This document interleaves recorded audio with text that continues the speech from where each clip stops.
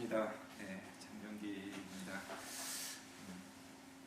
여기서 이렇게 앉아서 또 말씀을 전해보니까 더 새삼스럽고요.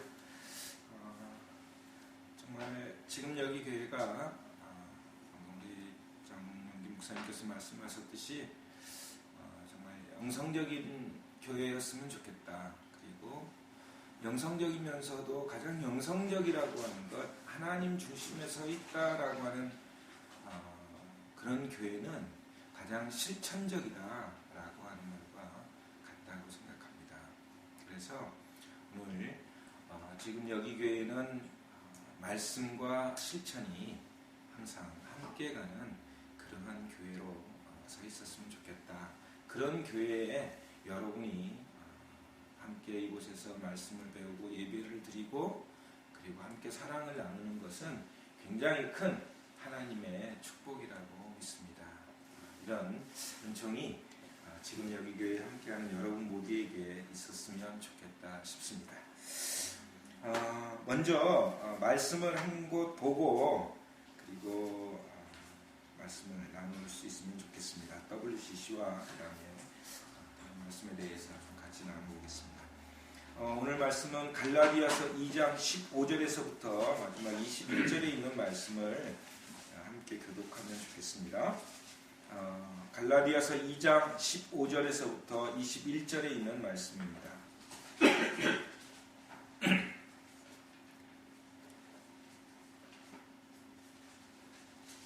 갈라디아서 2장 15절에서부터 21절입니다. 교독하도록 하겠습니다. 신약 365페이지 뒤에 신약 365페이지 뒤쪽으로 신약 365페이지 갈라디아서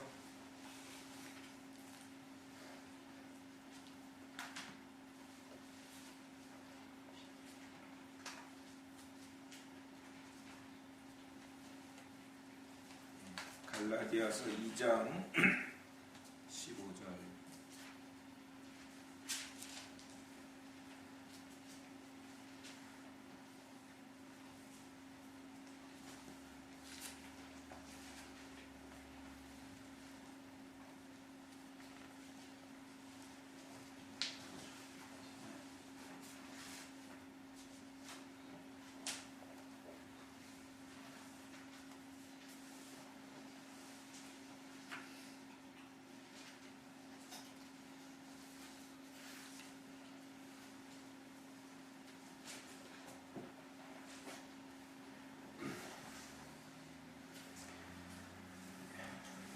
교독하도록 하겠습니다. 2장 15절 제가 읽겠습니다.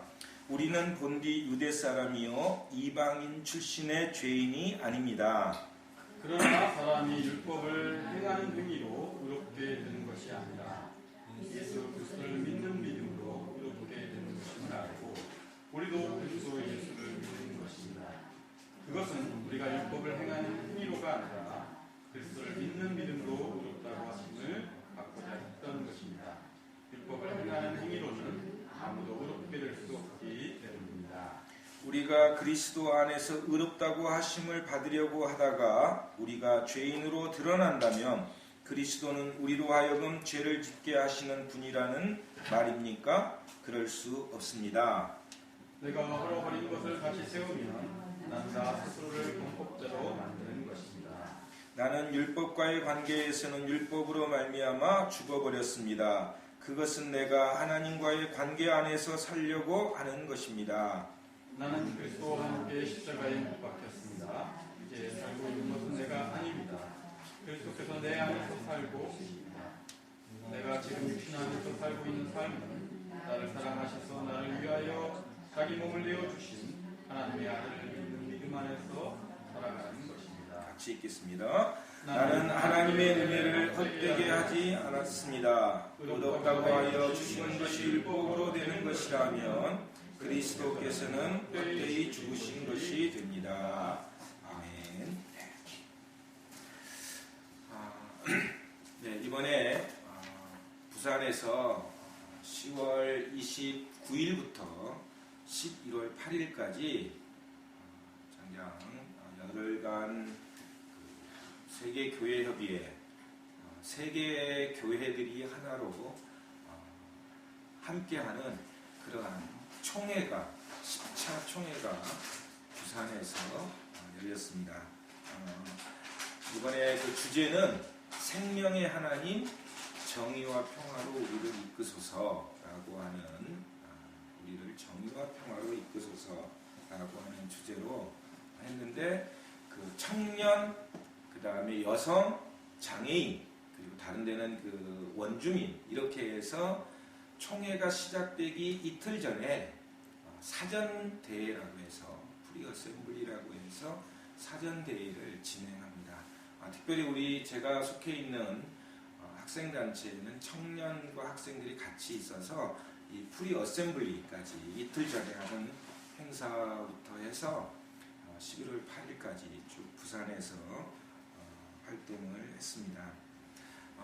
특별히 오늘 이렇게 같이 예배를 드리는데 우리 지금 빤이라고 홍콩 친구예요. 생긴 건 한국 사람 같지만 홍콩 친구고 특히 말을 하면 더 한국 사람 같아요. 한국말을 잘해서. 근데 이번에 우리 국제대회를 하는데 우리 지금 제가 속해 있는 한국 기독학생의 총연맹이라고 하는 단체에서 인터내셔널 어시스턴트로 국제관계를 도와주는 간사 역할을 하면서 이번에 특히 우리 국제대회가 잘 할 수 있도록 도와주셔서 우리가 청년학생 그룹에서 많은 성과를 만들고 이번 WCC를 잘 하게 돼서 개인적으로 먼저 고마운 마음들을 좀 표하는 바입니다. 이번에 그 WCC 총회에 대해서 정리를 해보면 한 2000년 기독교 역사 안에 130년밖에 안 된 한국에서 세계 모든 지도자들이 함께하는 이런 특별한 행사가 한국 교회에서 열린다고 하는 것은 큰 자랑이고 또 기독교 신앙과 전통을 가진 세계 기독교인들이 한국 기독교의 신앙의 열정과 또 잠재력에 대해서 보고 그리고 한국 교회가 그것들을 세계 교회의 사람들과 함께 나눌 수 있었다는데 큰 의의가 있다고 할 수 있겠습니다. 특별히 이번 대회는 그 110개국에서 130개 교단에 속해 있는 5천여 명의 사람들이 공식적으로 참석하고 그리고 구경으로 왔다 이렇게 보고 갔던 사람들 하면 약 9천여 명 정도가 부산에 왔다 갔다 했습니다. 그래서 뿐만 아니라 아까도 잠깐 이야기가 있었습니다만은 이 세계교회협의회의 부산 총회를 반대하던 그룹들이 또 매일 진을 치고 또 거기에서 데모도 하고 그리고 심지어 WCC에 있는 이런 사람들을 너는 사탄이다 지옥으로 가라 막 이런 얘기를 대놓고 거기에 참석한 사람들에게 하게 되는 그러한 조금 아쉬움들도 있었다고 할 수 있습니다. 어쨌든 뭐 숫자적으로 보면 많은 세계의 교회가 함께해서 그리고 이곳에서 한국의 어떤 기독교의 역량들을 함께 보는 그런 자리였는데 세계교회협의회는 지금 우리가 그날 여러분들 혹시 뉴스나 이런 데서 보셨는지 모르겠지만 그리스 정교회에 이렇게 뭐 이상한 모자 쓰시는 뭐 이런 분들이 설교를 하고 그랬어요 이번에. 그래서 정교회라든지 그 다음에 그 루터교 우리 쪽으로 많지 않는 그 다음에 개신교회 뭐 독립교단 그 다음에 제자교회 또 성공회 우리가 한국에도 없는 많이 활동하고 있지 않는 다른 여러 교단들이 참여를 굉장히 많이 했습니다. 심지어 이제 캐톨릭의 일부도 이렇게 참여를 하고요. 그래서 다양한 교단들이 이렇게 함께 하게 됩니다. 이 세계교회협의회는. 그래서 이제 그동안 우리 한국 기독교가 보지도 못하고 잘 알지도 못하는 그런 교회가, 그런 교단들이 함께 참여를 해요. 그런데 특히 외국에서는 그 그리스도 정교회하고 카톨릭하고 이런 갈등들이 좀 많이 있습니다. 그래서 서로가 전도를 하는 영역은 침범하지 않는다라고 하는 불문율 같은 게 있습니다. 그래서 그 개종 금지라고 하는, 그러니까 내가 캐톨릭을 전도하는 데 있어서 다른 그리스도 정교회라든지 이런 것들로 개종하는 것들을 전도하지 않는다라고 하는 것들이 서로 이렇게 정해져 있습니다. 그러니까 전도를 하지 않는다는 거죠. 개종을 위한 전도.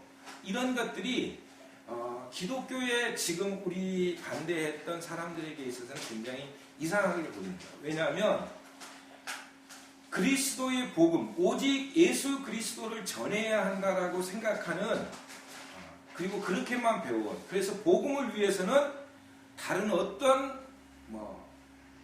종교, 그 다음에 가치관, 신념 이런 거 아무 상관없이 다 기독교인으로 무조건 전도를 해야 된다라고 배워왔던 우리에게는 다른 사람들을 배려해서 개종하는, 그러니까 이 개종이라는 건 불교에서 기독교로 개종한다는 개념이 아니고, 같은 기독교 안에서 다른 교파를 가지고 있는, 그리고 다른 예식을 가지고 있는 그런 정교회라든지 아니면 루터교 이런 종교에 대한, 그러니까 교단에 대해서 전도하지 않는다라고 하는 거예요.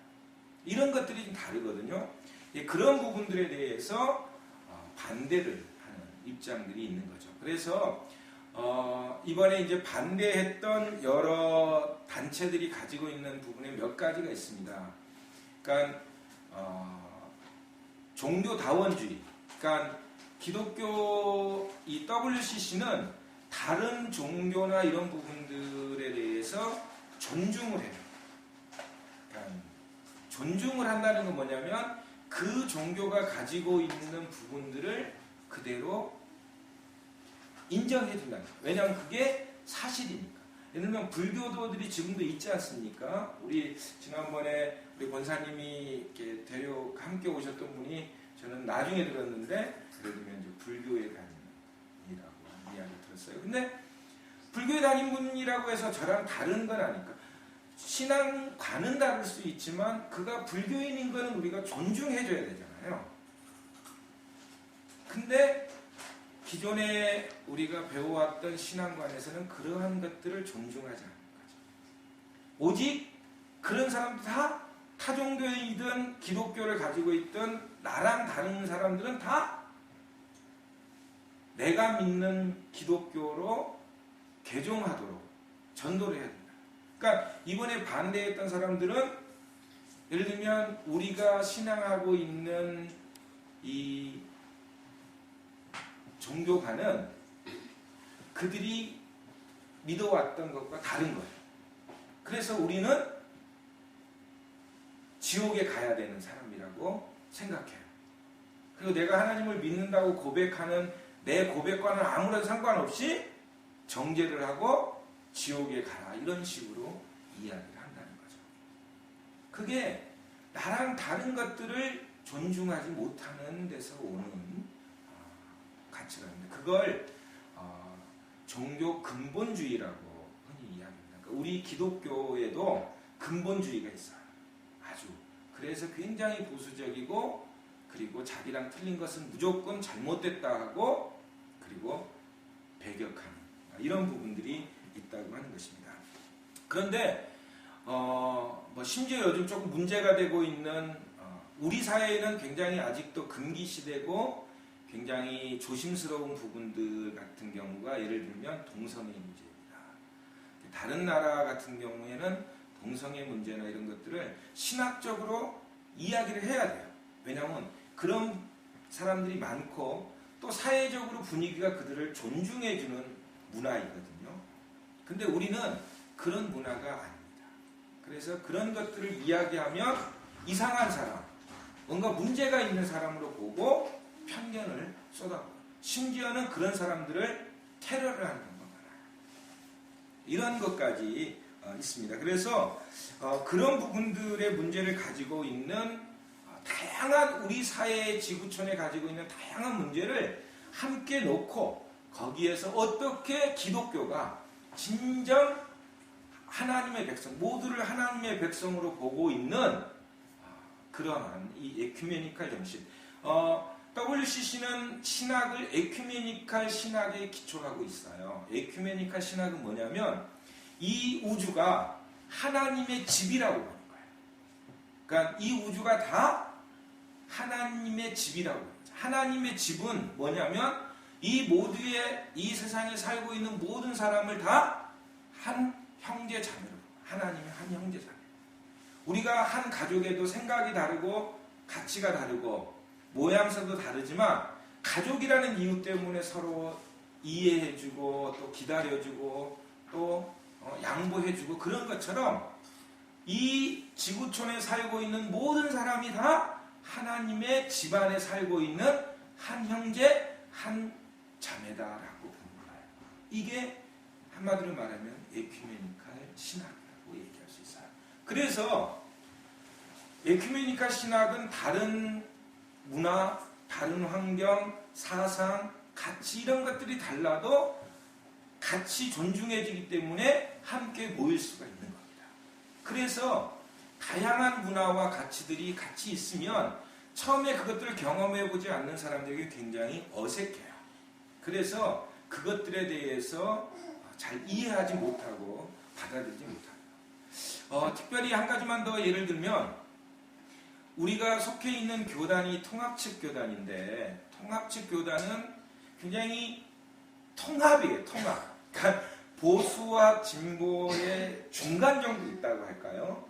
그래서 우리 교단에 속해 있는 많은 사람들이 보수적인 성향을 가진 사람들이 굉장히 많아요. 그래서 이번에 부산에서는 우리 교단에 속해 있는 사람도 막 심지어 반대를 하고 그랬어요. 그랬는데 이 통합이라고 하는 건 뭐냐면 이렇게 다른 것들을 하나로 통합해서 볼 수 있듯이 우리의 눈이 그렇게 다른 것들을 볼 수 있는, 통합해서 볼 수 있는 눈으로 갈 수 있어야 한다는 것을 이야기합니다. 그래서 이번에 이 WCC를 통해서 우리가 배워야 됐던 것은 첫째, 제가 이제 이야기하고 싶은 첫째는 주제예요. 주제에서 나타나는 건 뭐냐면 생명의 하나님, 우리를 정의와 평화로 이끄소서. 생명의 하나님이라고 하는 게 뭐냐면 이 생명이 굉장히 중요한데 그동안 교회는 하나님, 그러니까 이 교회에서는 개인의 구원의 문제에만 관심을 가졌어요. 그래서 구원의 가치가 굉장히 중요했는데 세계교회가 몇 년 전부터 한 10여 년 전부터 생명의 문제에 관심을 갖기 시작해요. 생명의 문제는 뭐냐면 인간인 우리의 문제뿐만 아니라 이런 지구촌 환경이라든지 피조물, 다양한 동물이라든지 그 다음에 우리 사회의 피조물까지를 포함해서 다양한 세계의 가치를 다 구원의 대상으로 본다는 거예요. 그래서 생명의 하나님으로 부른다라고 하는 것은 우리 인간의 이 가치만 소중한 것이 아니라 우리가 살고 있는 이 지구촌의 생명도 굉장히 중요하다고 보는 거예요. 그래서 거기에서 무슨 문제가 나오냐면 환경의 문제가 나오고 그리고 다른 사람들의 이 인권이나 권리 이런 것도 굉장히 중요하다라고 하는 데 있어서 생명의 가치가 좀 더 넓게 확산되어지는 의미를 가지고 있습니다. 그래서 하나님을 어떤 하나님으로 부르냐에 따라서 이 개념이 달라져요. 그런데 이번에 총회에 생명의 하나님이라고 우리가 부른 것은 우리가 그동안 가지고 있는 이러한 그 사람 중심뿐만 아니라 자연, 그 다음에 동물, 생물 모든 것들을 다 중요하게 생각합니다. 그래서 이번 일본의 같은 경우에서 발생했던 핵 문제라든지 이런 것들까지도 굉장히 소중한 문제로 우리가 받아들여요. 왜냐하면 거기에 핵 문제가 발생하면 우리가 여기에서 먹는 고등어나 이런 부분에 세슘 같은 게 있어서 우리가 생명을 단축시키고 우리의 지금 우리는 이제 늘 그런 얘기해요. 우리는 이제 살 만큼 살아서 그거 먹어도 한 20-30년을 살다가 죽을 건데, 우리의 아이들, 젊은 아이들은 정말 그걸로 인해서 더 짧은 인생을 산다면 어떻게 되겠느냐라고 하는 거죠. 생명의 가치가 중요해졌다는 것. 그 다음에 정의와 평화로 우리를 이끈다고 하는 얘기는 뭐냐면, 특별히 지금 세계 교회가 이제 흐름이 바뀌고 있습니다. 서구 교회에서 그동안 이 서구 유럽 중심으로 가져왔던 이 중심이 어디로 바뀌냐면 아시아와 아프리카로 지금 이 주도하는 흐름이 바뀌고 있어요. 그래서 아시아에서는 이번에 총회를 딱 두 번째 한 겁니다. 61년도에 그 뉴델리에서 인도에서 한 다음에 이번에 약 40년 만에 지금 이 한국에서 아시아에서 두 번째. 그 얘기는 뭐냐면 중심이 벌써 아시아로 오고 있다는 얘기예요. 그리고 이 아시아로 오고 있는 부분들에서 특히 아시아에서 중요한 가치가 이런 평화와 화해, 정의라고 하는 거예요. 지금 우리 사회도 그렇지만 정의가 별로 구현되고 있지 않아요. 그러니까 그리고 생명의 이런 그 평화가 아직 많은 것 같지만 여전히 없어요. 요즘 먹고 사는, 그러니까 배고픈 아이들이 없는 것 같지만 여전히 우리 주위에 보면 배고픈 아이들이 굉장히 많습니다. 여전히 잠잘 곳이 없어서 못 자는 아이들이 굉장히 많이 있습니다. 이런 것처럼 지금 우리 사회의 평화와 정의의 문제가 굉장히 많이 지금 요청받고 있는데, 특히 아시아 같은 경우 더 그렇습니다. 아시아에는 전쟁을 많이 겪었고, 그리고 군사의 문제라든지 이런 것들로 인해서 오랜 이 식민주의 안에서 군사 독재 정권들이 나라를 다스렸던 것이 굉장히 많습니다. 이런 그리고 내전을 경험했던 캄보디아라든지 지금 여전히 미얀마라든지 이런 데는 군사 정권이 통치를 하면서 자유 없이, 평화 없이, 화해 없이 살아가는 곳이 너무나 많습니다. 그래서 이런 정의와 평화로 우리를 이끈다라고 하는 것은 이제 아시아와 세계가 새롭게 중심이 되어서 서로 살아가는데 평화롭고 그리고 자유롭고 화해하면서 살아가기를 바라는 것입니다. 그래서 이번 총회에서는 WCC와 세계 기독교의 흐름을 선도하게 될 이런 선교 선언문과 일치 선언문이 채택이 됐습니다. 특별히 1982년도에 선교와 전도, 즉 에큐메니칼 화건이라고 하는 그 WCC 문집이 이렇게 나왔어요. 제가 이번 학기에 그 대학원 박사과정 하는 데서 그 책을 읽었거든요. 세상의 빛이라고 하는 그 책이 있었는데, 그게 세계 교회의 흐름을 한번 이렇게 바꾼 82년도에 세계 교회가 어떻게 가야 됐냐, 거기에서 가장 중요한 단어가 리컨실리에이션이라고 하는 화해라고 하는 단어예요. 그런데 그 화해가 지금 사실 선언했는데 잘 되지 않고 있는 부분들인데, 이제 아시아와 아프리카를 중심으로 화해와 평화 이런 것들이 다시 새롭게 되어지도록 그 선교 선언문을 발표하게 됐습니다. 그래서 함께 생명을 향하여 변화하는 지형에서의 선교와 전도라고 하는 제목의 선교 선언문이 발표됐다는 거예요. 그래서 앞으로 이 기독교가 그렇다고 WCC가 선교와 전도를 안 한다는 게 아닙니다. 그것을 선교와 전도를 어떤 식으로 하느냐, 서로 갈등과 상처가 있는 사람들, 이런 사람들이 서로 화해하게 하는 거예요. 일방적으로 내 것만 믿어야 된다라고 선언하는 것이 아니라 서로 상대를 존중하면서 상대가 나를 받아들여 줄 때까지 기다리면서 그리스도가 화해의 사도로 오셔서 자기를 내어주면서까지 십자가에 내어주면서까지 화해의 사도로서의 자기 사명을 다했던 것처럼 그러한 변화된 지형 안에서의 선교와 전도를 해야 한다라고 하는 것이 바로 이번에 선교 선언문에 나타나게 됐고요. 그래서 이 선언문은 아까 이야기했듯이 생명의 하나님으로 고백하고 있듯이 하나님이 만들어 놓으신 사람뿐만 아니라 모든 창조의 세계가 다 구원과 선교의 대상이면서 성령의 능력으로 겸손하게 선교를 펼쳐야 한다라고 하는 그런 선언이 이번에 있었다고 하는 것입니다. 또 하나 일치 선언문이 있었는데 이것은 하나님의 선물과 일치애로의 부르심. 아까 얘기했듯이 에큐메니칼 신앙인 이 세상 모두가 다 한 하나님의 자녀이고 그래서 한 형제 자매로 한 집안의 사람들로 보고 있듯이 하나님의 선물과 일치로 그래서 한 하나님과 한 그리스도를 믿는 하나된 교회가 각종 적대관계에 놓인 온 세상을 하나로 모으고 치유하는 선교사역에 주력해야 한다는 것입니다. 바로 이게 이번에 나온 일치 선언문이에요. 여기에서 한반도의 평화 통일을 위해서 같이 간다.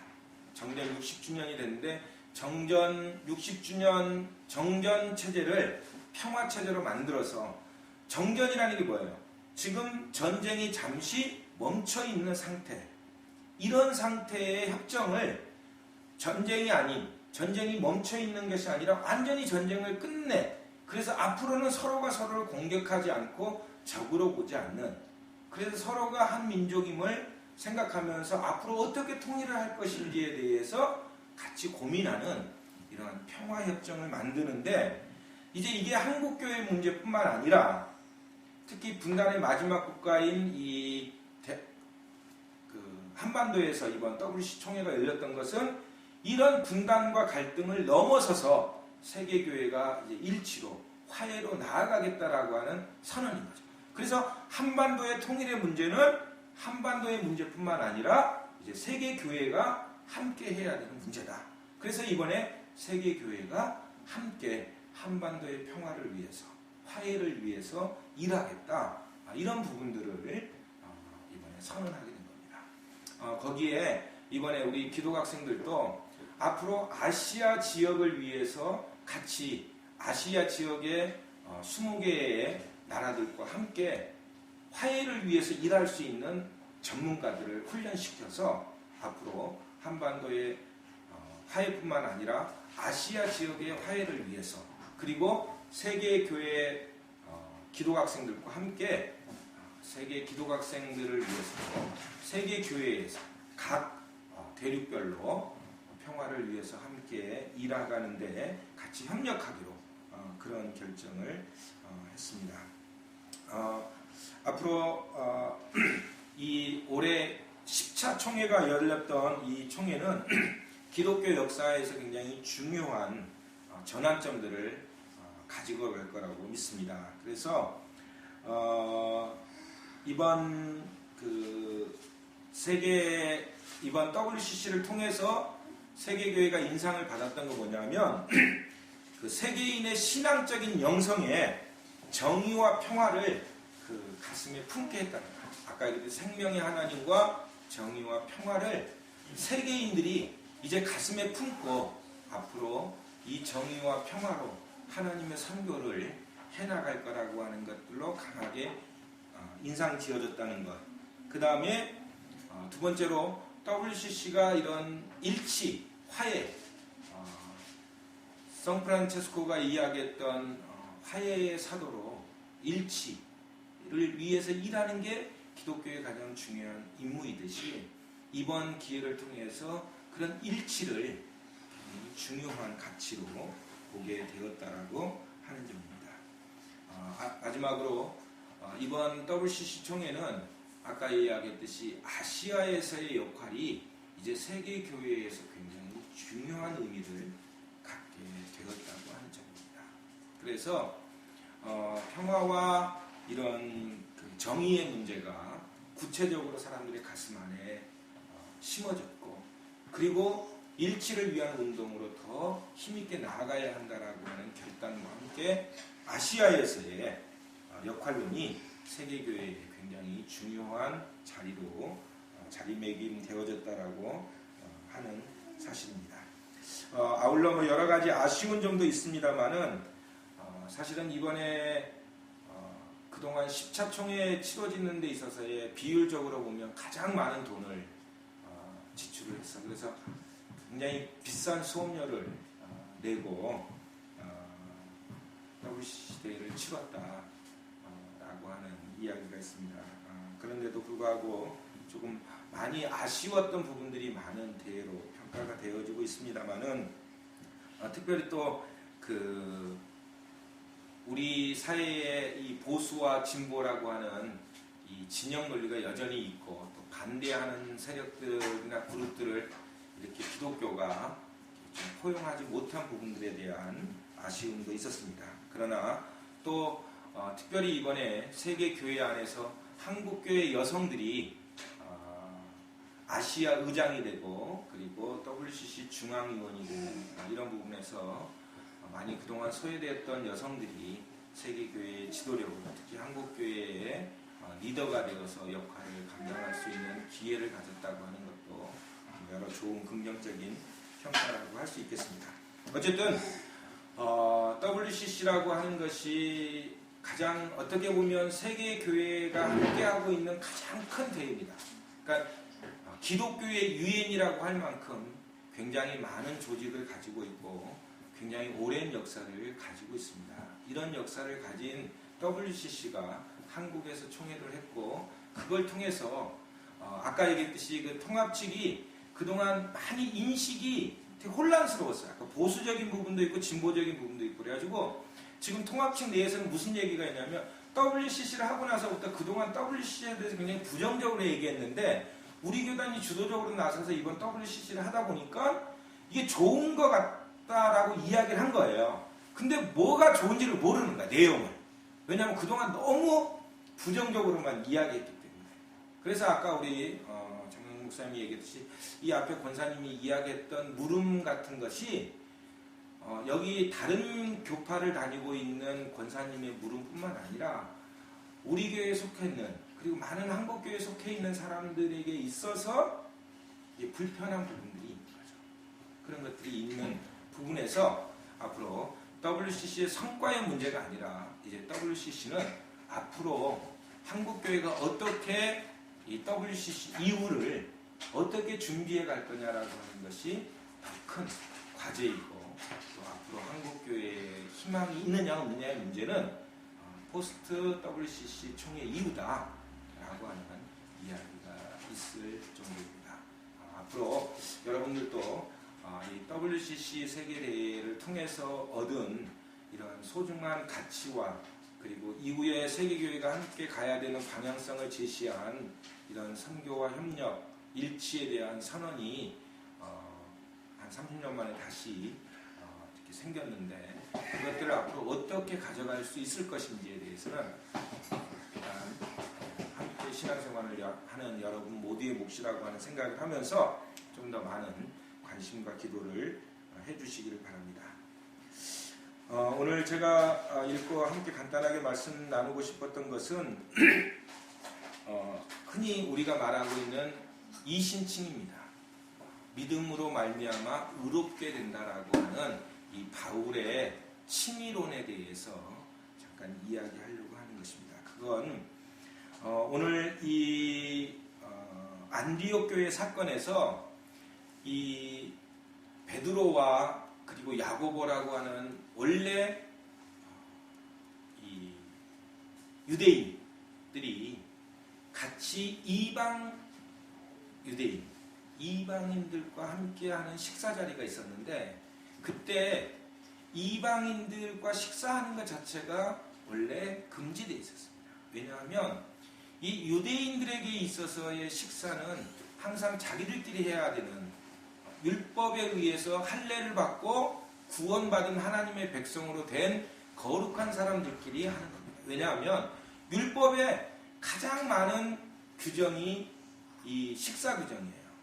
그래서 이 이방 사람들과 식사를 할 수 없었던 부분들에 대해서 오늘 안디옥에서 바울이 개발을 이 이중적으로 표현합니다. 하나님의 구원이 모두에게 미친다고 하면서도 실제적으로는 이 이방인 유대인들하고는 식사를 하지 않는 바울의 이중적인 태도를 바울이 신랄하게 비판을 하는 것입니다. 오늘 우리가 믿음으로 의롭게 된다라고 하는 이 이야기는 사실 굉장히 좋은 이야기입니다. 여러분들에게 있어서 누군가가 카드를 진짜 마음대로 쓸 수 있는 카드를 여러분에게 준다면 여러분은 어떻겠습니까? 그냥 굉장히 좋지 않겠습니까? 그런데 내가 진짜 마음껏 이 공짜로 평생을 쓸 수 있는 그러한 은행 현금 카드를 내가 받으면 좋겠죠. 근데 그러한 공짜 현금 카드를 내가 받으면 모든 사람이 다 좋을 것 같은데 안 좋은 사람이 있어요. 어떤 사람이 안 좋을까요?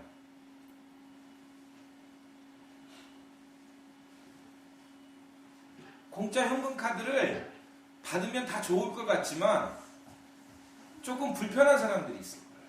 어떤 사람이 불편할까요? 예? 신용불량자들? 신용불량자들은 좋죠. 왜냐하면 자기의 빚도 갚아주고 마음껏 쓸 수 있으니까 마음껏 써서 자기 빚도 갚고 하면 좋으니까. 근데 누가 불편하냐면 이미 자기 것을 가지고 있는 사람은 불편하다. 그런 것처럼 이신칭이 믿음으로 의롭게 된다. 그래서 우리가 흔히 예수를 믿으면 믿음으로 의롭게 되어서 모든 죄도 다 탕감받고 그래서 예수만 믿기만 하면 의롭게 되어지는 그래서 하나님의 구원에 들어갈 수 있다라고 생각하는 그것에 문제를 제기하고 있는 사람들이 있어요. 그게 누구냐? 바로 그동안 열심히 믿는 사람. 그래서 오늘 본문에 보면 그동안 유대인으로서 할례를 받고 열심히 율법을 지켰던 사람들에게 있어서 이 바울이 이야기하는 오직 믿음으로 의롭게 된다라고 하는 이 이야기는 되게 불편한 거예요. 왜냐하면 자기네는 그냥 가만히 있어도 구원을 받는 대상이 되는데 왜? 자기는 신분적으로나 태생적으로 유대인이에요. 그리고 태어나면 며칠 만에 할례를 받죠? 할례를 며칠 만에 받아요? 7일이에요? 8일이에요? 얼마 전에 우리 부산에서 그 선배들이 모여갖고 퀴즈를 냈어요. OX. 할례는 7일 만에 받는다? 8일 만에 받는다? 8일. 8일 만에 받죠. 8일, 그때 7일로 했던 사람 되게 많았어요. 근데 어쨌든 8일 만에 할례를 받아서 내가 자연스럽게 구원받은 선택받은 유대인이 돼서 율법을 지키며 살면 나는 구원에 이르는 거예요. 근데 바울이 믿음으로 말미암아 구원을 받는다라고 하는 이 이신칭의를 이야기하니까 가장 불편한 사람이 누구냐면 그동안 자기들의 권리를 누렸던 유대인들이 싫어. 오늘 이신칭의는 모든 사람이 구원을 받는다라고 하는 이야기 이거는 윤리적인 문제가 아니에요. 그러니까 뭘 잘못했는데 하나님을 믿으면 다 용서를 받는 이런 윤리적인 문제가 아니라 근데 그동안 한국교회가 뭘 잘못해도 예수만 믿으면 구원받아서 천국에 간다라고 하는 윤리적인 문제로 해석을 하게 됩니다. 이런 게 문제예요. 근데 이 의인론은 윤리적인 문제가 아니라고 하는 사실을 기억해요. 이신칭의는 이 의인론, 의인으로 인정하는 이 의인론은 바울이 유대인으로부터 소외받은 이방인들을 구원하기 위한 도구에서 비롯되었다는 사실. 그래서 윤리적인 문제를 해결하는 것이 아니라 구원을 위해서 제기되어졌던 문제라고 하는 것을 이해해야 됩니다. 그런데 아까 이야기했듯이 이것이 열심히 믿는 사람들에게 있어서는 굉장히 불편한 이야기가 되었던 거예요. 오늘날도 마찬가지라고 생각합니다. 기존에 내가 예수님을 알고 있고 내가 믿고 있는 이 신앙의 열정 안에서 이 의인은 믿음으로 말미암아 의롭게 된다라고 하는 것, 이것 자체가 불편한 사람도 있어요. 그것은 열심히 믿는 사람들이 오히려 더 문제예요. 우리가 마태복음 20장에 나오는 포도원 비유에도 보면 불평을 하고 불만을 가진 사람들이 어떤 사람이냐, 늦게 와서 내가 얼마를 주든 그건 주인의 마음이에요. 그런데 내가 아침 9시부터 가고 하루 종일 일했는데 저녁 6시 끝날 무렵에 와서 일한 사람과 나가 똑같이 대우를 받는다는 것 자체를 인정하기가 어려운 거예요. 이래서 이 의인론은 항상 문제를 갖게 되는 거죠. 그러나 여기에서 사도 바울이 의인론을 이야기했던 것은 아무리 해도 할례를 받을 수 없는 사람들이 있어요. 그 사람은 어떤 사람이냐? 이방인은 할례를 받을 수가 없어요. 왜? 태생적으로 유대인이 아니니까. 이런 사람들은 구원에 참여할 길이 없는 거예요. 여기서 어느 사람부터 문제가 되냐? 우리가 잘 아는 이방인 백부장 고넬료가 이 성령의 세례를 받으면서부터 문제가 시작. 그래서 이 문제를 해결하기 위해서 이 신론이 나왔다는 것. 그리고 많은 사람들을 구원의 대상으로 삼으려고 하는 바울의 이런 이 신앙에서부터 이게 만들어졌다는 것. 이것들을 기억할 필요가 있다라고 생각합니다. 오늘 한국교회가 여러 가지 위기라고 하고 또 한국교회가 굉장히 편협한 생각으로 인해서 일반 사람들에게는 개독교라고 하는 모욕으로 불려지기도 하는 시대에 우리가 살아갑니다. 하지만 기존에 우리가 기득권을 가졌던 우리들만의 어떤 것들을 보호하는 데 급급하는 것이 아니라 방금 여기에도 이야기했지만 소위 말해서 예수님의 수제자인 이 베드로도 자기가 유대인이라고 하는 부분들에 대해서 다른 그 이방인들과 음식을 먹다가 그들이 오니 할례 받는 사람들을 두려워하여 그 자리를 떠나서 물러났다고 했어요. 이게 당시에 최고의 지도자였던 이 베드로가 취하는 행동이었어요. 그만큼 그 사회에서 정통 유대인들이 차지하고 있었던 부분들의 힘이 굉장히 강했던 거죠.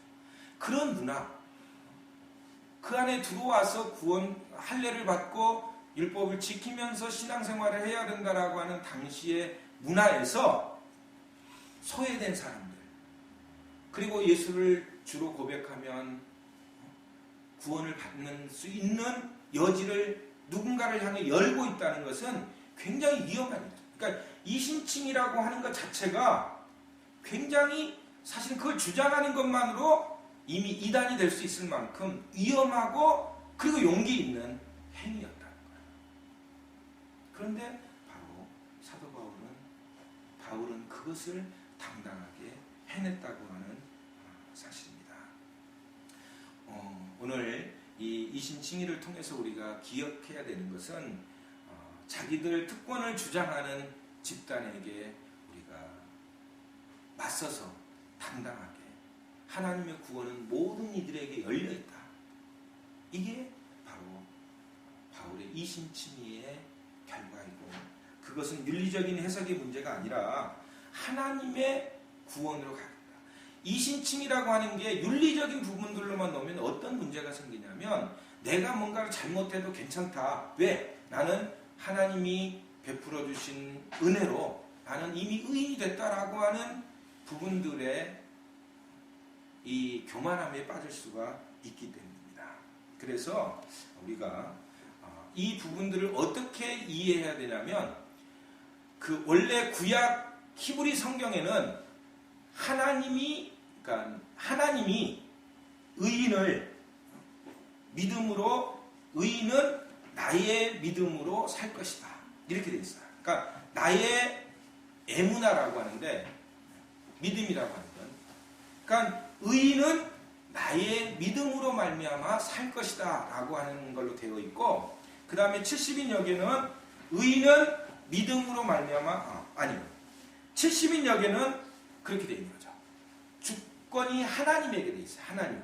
그러니까 하나님이 말할 때 의인은 나의 믿음으로 살 것이다 라고 되어 있는 거죠. 근데 히브리 성경에는 의인은 그의 믿음으로 말미암아 살리라. 그러니까 백성의 중심에서 쓰여진 거고 신약 70인역에는 하나님 중심으로 그러니까 하나님께서 말할 때 의인은 나의 믿음으로 살 것이다 라고 하는 이야기 되어 있는데 이 사도 바울은 의인은 믿음으로 말미암아 살 것이다 라고 해서 그의 백성의 믿음으로 나의 믿음으로 하나님의 믿음으로 이런 소유격을 다 빼버렸다고 하는 겁니다. 어쨌든 오늘 이 기독교의 역사 안에서 하나님께서 우리에게 요구하시는 것은 하나님의 백성의 구원을 위해서 바울이 이신칭의를 이야기했듯이 오늘 이 시대에 우리가 하나님의 창조 세계까지 확장되는 하나님의 구원의 역사를 이루고 생명의 하나님을 노래하기 위해서는 바로 이렇게 우리가 가지고 있는 기존의 어떤 그런 조그마한 특권들을 내어놓고 하나님의 백성과 함께하는 그래서 더 겸손하게 그들의 편에 서려고 하는 그래서 이신칭의가 바로 소외되고 구원받지 못하는 그러한 이방인들을 위해서 만들어진 것처럼 우리도 그런 사람들을 위해서 일하는 그러한 기독교인으로 그러한 성숙한 신앙관을 갖는 사람들로 살았으면 좋겠습니다. 과거 유대인 그리스도인을 위해서 유대인 그리스도인들에 대해서 구원받을 수 없는 이방인 그리스도인들을 위해서 만들어졌던 지난 어떤 지나가버린 그러한 교리가 아닌 오늘도 여전히 이신칭의는 인종과 성과 빈부 등 차별과 갈등이 많은 오늘 우리 사회에서도 여전히 이 이신칭의의 가치는 중요한 의미를 가지고 있다고 생각합니다. 바로 이런 차별과 갈등이 있는 이곳에 그리고 여전히 아직도 정의가 없는 이 세상에 특히 어제 신문에 보니까 선거 전술적으로 잘 기획된 2만 6천여 종의 어떤 사이버 삐라가 이번에 뿌려져 가지고 121만 건의 이런 댓글들이 달리는 그래서 우리 사회에 이 국가기관이 이렇게 국민 주권을 유린해도 여전히 이러한 것들이 진실로 드러나도 국가 권력이 사이버 삐라를 만들어서 뿌려도 여전히 아무도 반응하고 있지 않는 우리 시대의 부정의한 이 시대 안에서도 여전히 하나님의 구원을 외쳤던 바울의 이신칭의의 이 놀라운 어떤 용기와 열정은 지금 오늘 이 시대에 우리 그리스도인에게 더욱더 유효하고 필요하다고 하는 것을 기억하면서 그 안에 하나님의 사랑을 통한 용기를 내주시기를 부탁드리며 오늘 말씀을 마치겠습니다. 기도하겠습니다. 주님 감사합니다. 어려운 가운데서도 WCC 십자총회를 하느냐 마느냐 하는 여러 갈등 가운데서도 WCC 총회를 잘 마치게 하셔서 세계교회 안에 한국교회의 위상을 한국교회의 명과 암을 가감없이 드러내고 이제 이 시간들을 통해서 생명의 하나님과 정의와 평화의 가치를 심어내고 그리고 일치운동을 더 가속하기 위한 결단을 만들어내면서 세계교회가 이제 아시아를 새롭게 바라보면서 아시아로 이동하는 중심을 우리에게 선물로 주셔서 감사합니다. 여러 가지 이제 WCC 총회 이후에 우리의 선교와 전도가 더 성숙해질 수 있기를 원합니다. 이 지구촌 안에 살아가고 있는 모든 피조 세계를 향한 우리의 전도와 우리의 선교가 더욱더 성숙한 모습으로 나아가기 위해서는 이제 오늘 신앙하고 있는, 오늘 예수 그리스도를 주로 고백하고 있는 이 교회에 속한 우리의 모두의 책임이고 과제라고 믿습니다. 주님, 우리에게 당시의 어려운 조건 속에서, 상황 속에서 이방인들의 구원을 이야기하기 어려웠던 그때에 당당히 이신칭의론을 내어들고 그곳에 하나님의 구원의 백성들이 많아져야 한다라고 하는 용기를 냈던 사도 바울처럼 이제 우리의 교회가 다시 한번 우리 사회를 향해서 하나님의 의를 선포할 수 있게 주시옵소서. 의는 믿음으로 말미암아 살리라고 했던 참된 의미를 오늘 이 시대 안에서 다시 깨닫는 저희들 모두가 되게 하여 주옵소서. 예수님 이름으로 기도드립니다.